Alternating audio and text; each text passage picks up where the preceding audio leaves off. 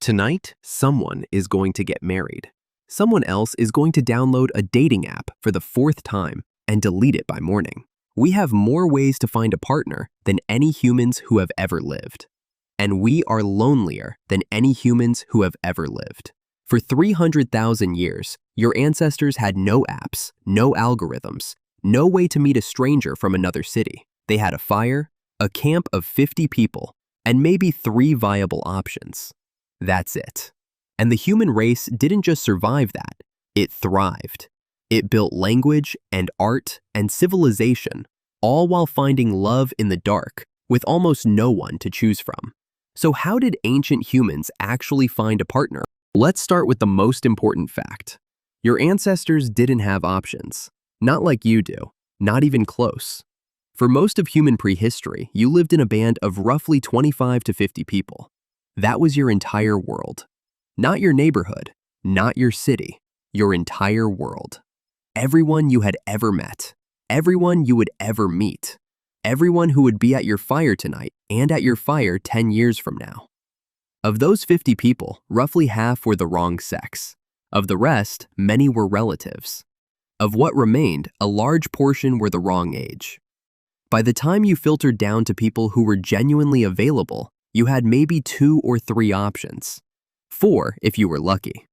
This is not a small detail. This is everything. Because it means your ancestors didn't spend much time choosing. They spent their time becoming someone worth choosing. And what made someone worth choosing looked nothing like what we think it did.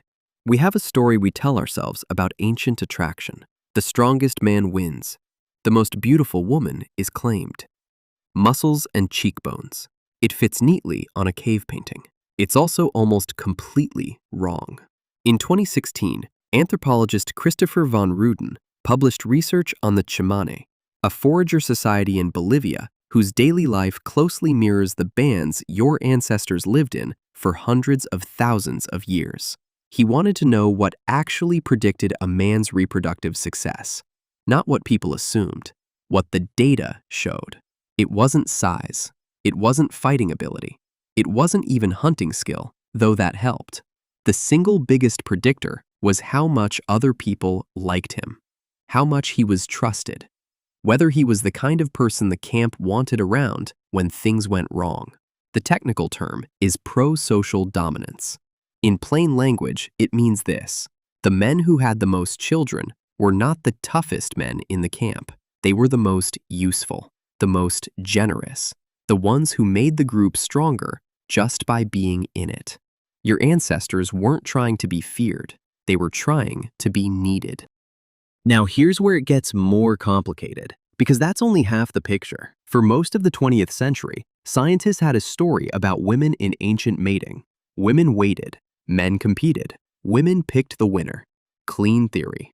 Also built almost entirely on assumptions from the researchers' own culture, and almost no real fieldwork. When anthropologists finally started spending serious time living with hunter-gatherer groups, a completely different picture emerged. Women weren't passive. They were running their own strategy, and in many ways, it was more sophisticated than anything the men were doing. Think about what a woman's life actually looked like in a 50-person band. No property, no police. No way to force anyone to do anything. Her survival and her children's survival depended entirely on the quality of her relationships. Not one relationship, all of them. Her mother, other women, the whole social fabric of the camp. Anthropologist Sarah Hrdy spent decades documenting what she calls cooperative breeding. Human children were never meant to be raised by 2 people alone. It took a network: grandmothers, aunts, older siblings, other mothers.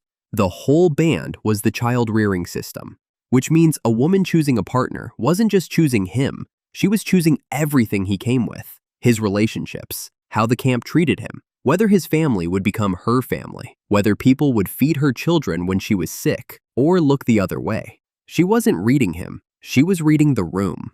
And here is the part that hasn't changed at all. Studies across dozens of cultures find the same thing. A man becomes significantly more attractive when other people visibly like him. Psychologists call this mate copying. You call it noticing that someone is popular, but your brain is doing something ancient when it does that. It's checking the camp's opinion before making its own. But there was one problem with attraction in a 50-person band that no one talks about. You couldn't leave.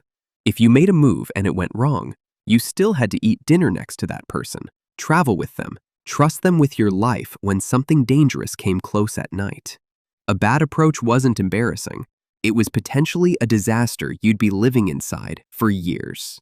This is why anthropologists studying living forager groups report the same thing everywhere they look. Romantic interest almost never gets stated directly. It moves through the group, through jokes, through teasing, through tasks arranged to put two people in the same place. A friend mentions your name at the right moment.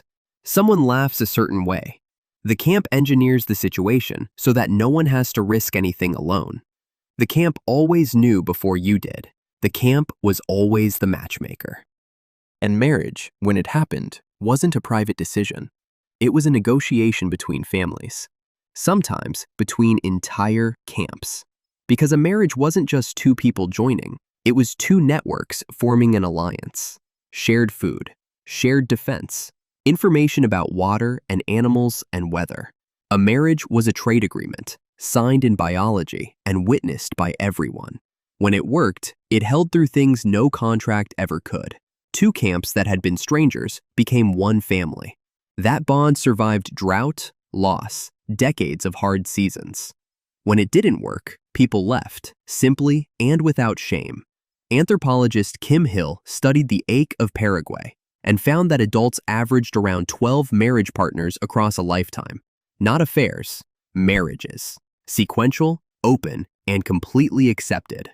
Monogamy as we practice it today, one person, forever, enforced by law and religion and social pressure, is a recent invention, a few thousand years old at most, and the evidence suggests the species hasn't fully caught up. That evidence lives in your own body, and it tells a story your culture would rather not discuss. Biologists describe humans as showing mixed mating signals. Compared to gorillas, we look like a pair-bonding species. Compared to gibbons, we don't. We're somewhere in the middle, ambiguous. Built, it seems, for something that wasn't quite monogamy and wasn't quite the alternative. The human male produces sperm in quantities that only make sense if there is sometimes competition. The human female conceals ovulation in a way that is nearly unique among all primates, making paternity genuinely uncertain.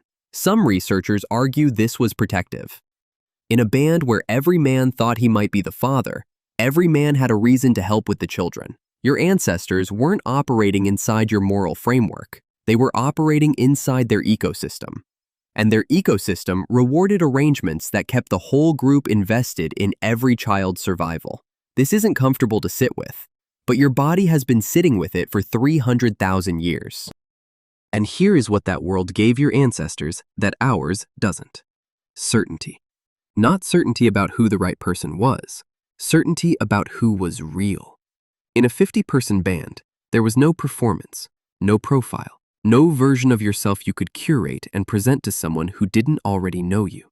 Everyone had watched you handle fear. Everyone had seen whether you shared your food or held it back. Everyone had watched you lose something and seen what you did afterward. You couldn't fake it. The camp had been watching you your entire life. Anthropologist Robin Dunbar argues that the human brain grew to the size it did largely to manage this social complexity. We developed language, he believes, primarily as a tool for relationship maintenance. Because in a group of 50, you couldn't groom everyone physically the way other primates do. You needed a faster way to bond, so you talked, you gossiped, you tracked who did what, who owed whom, who could be trusted, and who had slipped. Your reputation was the most valuable thing you owned. Your brain is a relationship machine. It was always a relationship machine. And for 300,000 years, it ran in an environment where relationships were deep, continuous, and impossible to fake.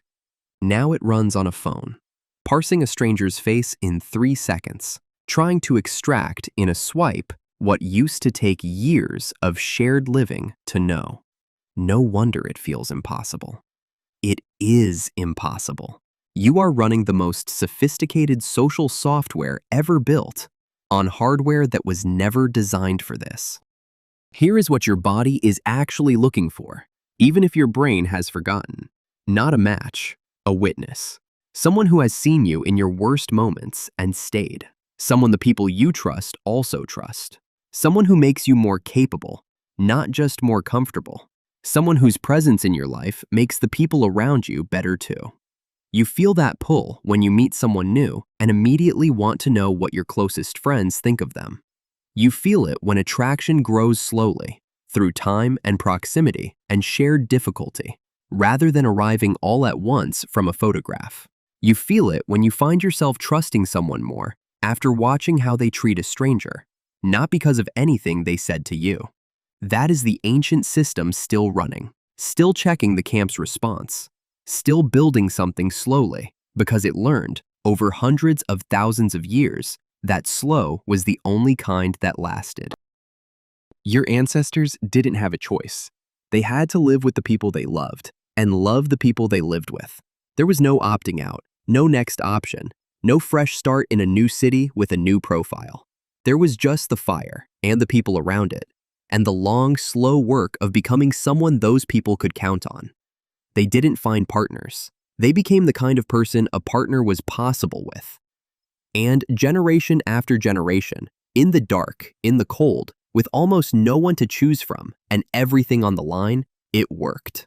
It worked so well that here you are. You are the result of an unbroken chain of people who figured it out. Every single ancestor you have ever had, going back millions of years, found someone. Not one of them failed. Not one broke the chain. They did it without the app. They did it without the algorithm. They did it by being genuinely and unmistakably worth staying for.